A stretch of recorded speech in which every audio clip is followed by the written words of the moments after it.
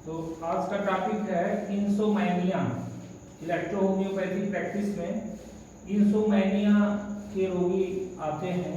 इंसोमैनिया का मतलब होता है कि अनिद्रा, नींद न आना किसी को भी। तो इंसोमैनिया जो होता है वो किसी भी व्यक्ति को रात में नींद आना आवश्यक है, यानी कि उसको नींद आना बहुत ही जरूरी है। अगर नींद नहीं आएगा तो वो व्यक्ति बीमार हो सकता है और ज्यादा शारीरिक अवयविक कष्ट हो सकते हैं उसको। तो इसलिए किसी भी स्वस्थ व्यक्ति को नींद आना जो है वो जरूरी है। नींद आना जरूरी है, आवश्यक है। और खास करके रात में भोजन के बाद उसको नींद आना आवश्यक है। अगर नींद नहीं आएगा तो ठीक रूप से जो जीवन चक्र है वो चल नहीं पाएगा। इसलिए किसी भी व्यक्ति को भोजन के बाद नींद आना आवश्यक है। या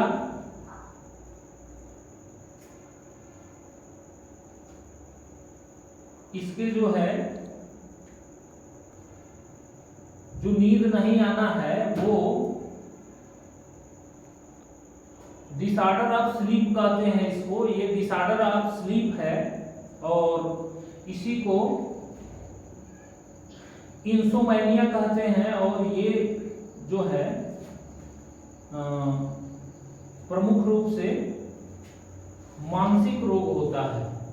नींद न आना मानसिक रोग होता है, लेकिन कई बार शारीरिक अवयविक रोगों के कारण भी नींद नहीं आता है। मुख्यतः मानसिक रोग होता है।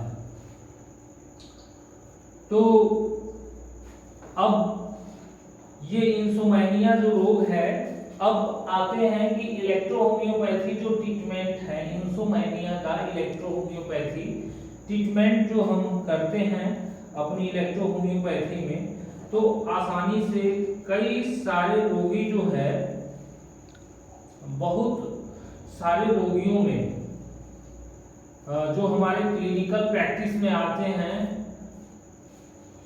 वो क्लिनिकल प्रैक्टिस में बहुत सारे रोगी आते हैं जिनकी ये शिकायत होती है कि नींद नहीं आ रही है, नींद की परेशानी है।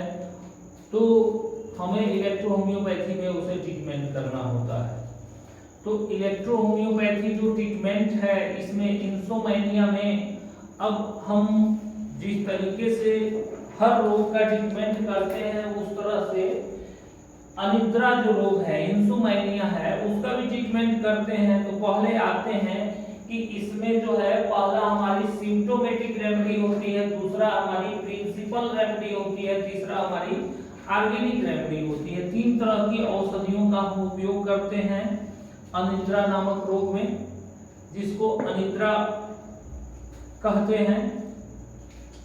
तो पहले हम जानेंगे कि अनिद्रा इंसोमैनिया में मरीज को सिम्टम क्या होते हैं। सिम्टम तो सिम्प्टोमेटिक रेमेडी जो लिखते हैं वो सिम्टम जो होते हैं उसके लिए लिखते हैं।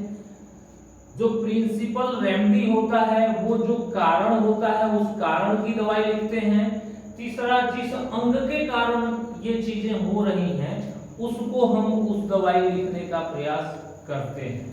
तो इस हिसाब से इलेक्ट्रो होम्योपैथी जो ट्रीटमेंट है या जो सिलेक्शन ऑफ रेमेडी है किसी भी रोगी में, वो आसानी से हम सिलेक्शन ऑफ रेमेडी कर सकते हैं। जो कि हम इसमें आते हैं तो इसमें जो है सिम्टम्स क्या आते हैं, लक्षण क्या आते हैं इस रोगी में।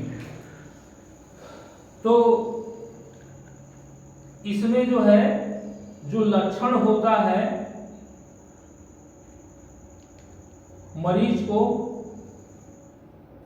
कि मरीज बिस्तर पे इधर से उधर ठीक मचलता रहता है, उसको नींद नहीं आती है। ठीक, अकारण ही बिना कारण के कई तरह की बातें जो है वो सोचता रहता है। मन में जो है विभिन्न प्रकार के विचार हो सकते हैं, विचार आते हैं इसके मन में, विभिन्न प्रकार के ऐसे विचार आते हैं। ठीक, किसी काल्पनिक विचार, काल्पनिक दृश्य और उन काल्पनिक दृश्यों के कारण उसे जागना पड़ता है, अकारण। और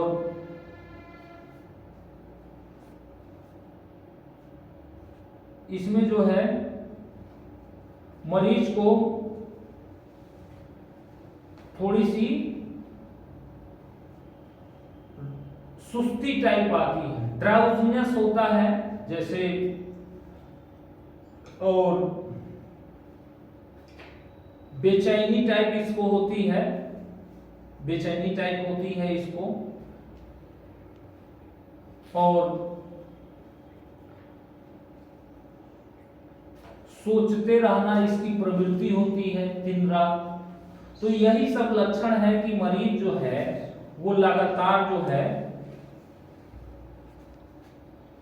इन तमाम सारी बातों पे सोचता रहता है, बिना मतलब की बातों पे, और वो मरीज सो नहीं पाता है। ठीक है, कभी इधर की बात, कभी उधर की बात, कभी मानसिक समस्या, कभी कोई काल्पनिक चीजें, कभी इस तरह की चीजें उसके मन में आती हैं कि उसको नींद जैसी कंडीशन नहीं रहती। ठीक है, तो मुख्य कारण है, जो मुख्य इसका लक्षण है वही जो इसका नाम ही है अनिद्रा, नींद का न आना, यही इसका मुख्य लक्षण है खास करके। ठीक, तो ये लक्षण इसको मिलते हैं कि नींद नहीं आता है।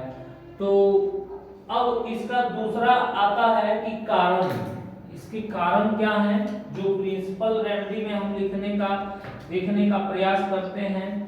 तो इसके कारण क्या क्या हैं?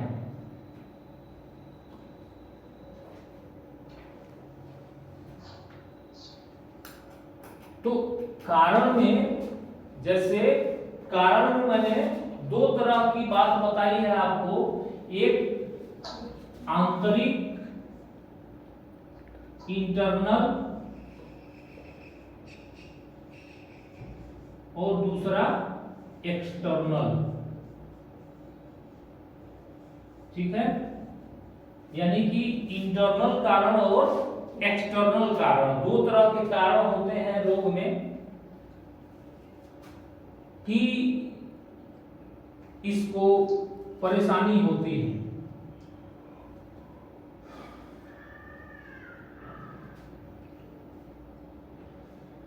तो इंटरनल जो कारण होते हैं, इंटरनल कारण में हम आते हैं, तो इंटरनल कारण में जो है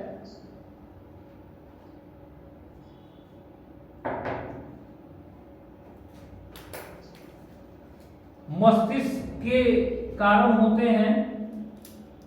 मस्तिष्क में रक्त की कमी हो जाए, एनीमिया हो जाए, या मस्तिष्क के रोग हो जाए, या मस्तिष्क में रक्त की कमी, मस्तिष्क में रक्त की कमी, या उम्र ज्यादा होने पे धमनियों का कड़ा हो जाना। खासकर ये रोग जो होता है ये बुजुर्गों में ज्यादा होता है, उम्र ज्यादा होने पर ये रोग ज्यादातर होता है। तो इंटरनल कारण है, पहला क्या है कि मस्तिष्क, ब्रेन के रोग, ब्रेन डिजीज, ब्रेन डिजीज, मस्तिष्क के रोग। और इसमें मस्तिष्क के रोगों में इसमें खून की कमी, मस्तिष्क में खून की कमी,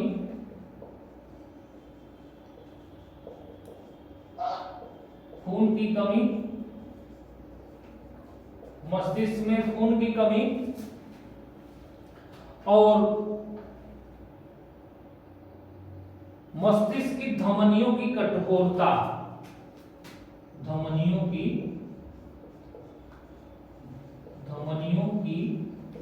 कठोरता, मस्तिष्क की धमनियों की कठोरता और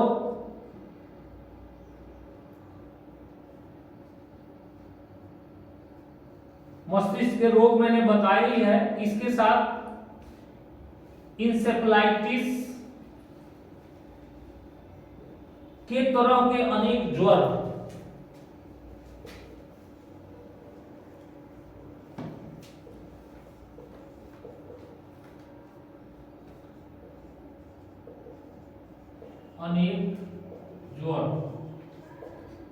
ठीक। उसके बाद होता है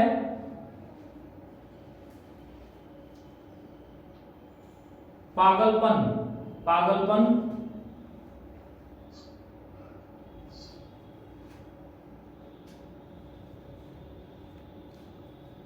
किडनी के रोग में भी कई बार होता है। किडनी के रोग में यूरेमिया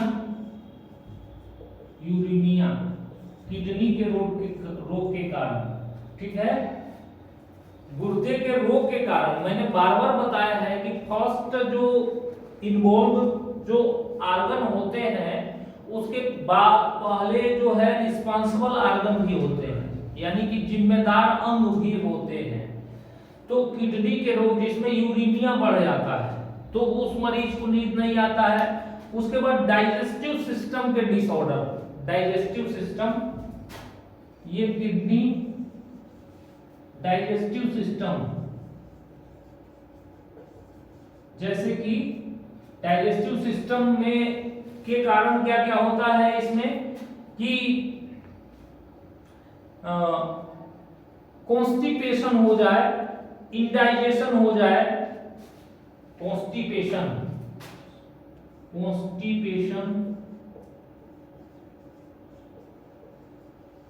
इंडाइजेशन,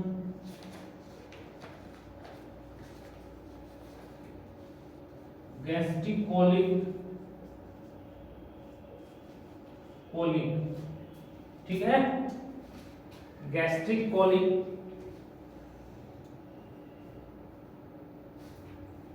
लीवर डिजीज, तो 3 तरह के इसमें हमने देखा कि ब्रेन के रोग, ब्रेन से जुड़े हुए संबंधित रोग, दूसरा किडनी से संबंधित जुड़े हुए रोग, तीसरा डाइजेस्टिव सिस्टम से संबंधित जुड़े रोग या हार्ट से संबंधित जुड़े रोग।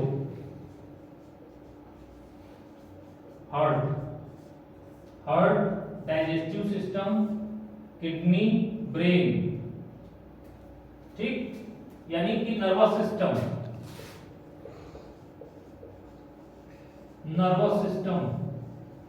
ये इतने सारे इंटरनल कारण में आते हैं। आंतरिक कारण रोग के होने के ये क्या है, आंतरिक कारण है कि जिससे कि नींद जो है नहीं आती है, इन आंतरिक रोगों के कारण। अब आते हैं कि उसके बाद भी इसमें भी है कि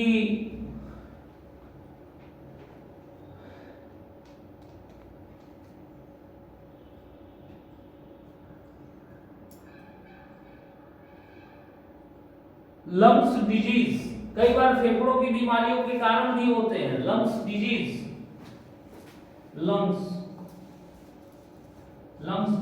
के कारण भी होता है इसमें, लंग्स डिजीज, पल्मोनरी सिस्टम। तो ये इतने सारे सिस्टम होते हैं जिनके कारण जो है ये नींद की समस्या जो है ये आती है। ये आपके शार्ट में है, लेकिन बहुत सारे और भी हैं जिनके कारण जो है नींद नहीं आती है मरीज को। मोटा मोटी ये विशेष रूप से इंटरनल कारण है। अब आते हैं कि एक्सटर्नल कारण जो होते हैं, ये दूसरा जो है सेकंड है एक्सटर्नल। इसमें जो कारण आते हैं, ये क्या क्या कारण आते हैं इसमें कि शोक, मानसिक शोक, शोक, चिंता, भय, दुख,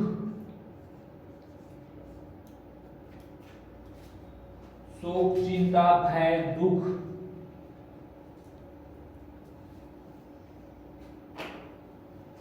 थकावट, ये आंतरिक कारण है इसके होने कि ये शोक, चिंता, भय, दुख, थकावट, नर्वसनेस, यानी कि बहुत ही डिमोरलाइज हो गया, नर्वसनेस हो गया किसी बात को लेकर के, एकदम से अधीर हो गया, किसी ने हर्ट कर दिया, एकदम नर्वस हो गया किसी चीज को लेकर, किसी ने बेइज्जती कर दी, कोई बात कर दी, कोई ऐसी घटना हो गई उसके साथ जिससे कि एकदम नर्वसनेस आ गई उसको, उसके अंदर।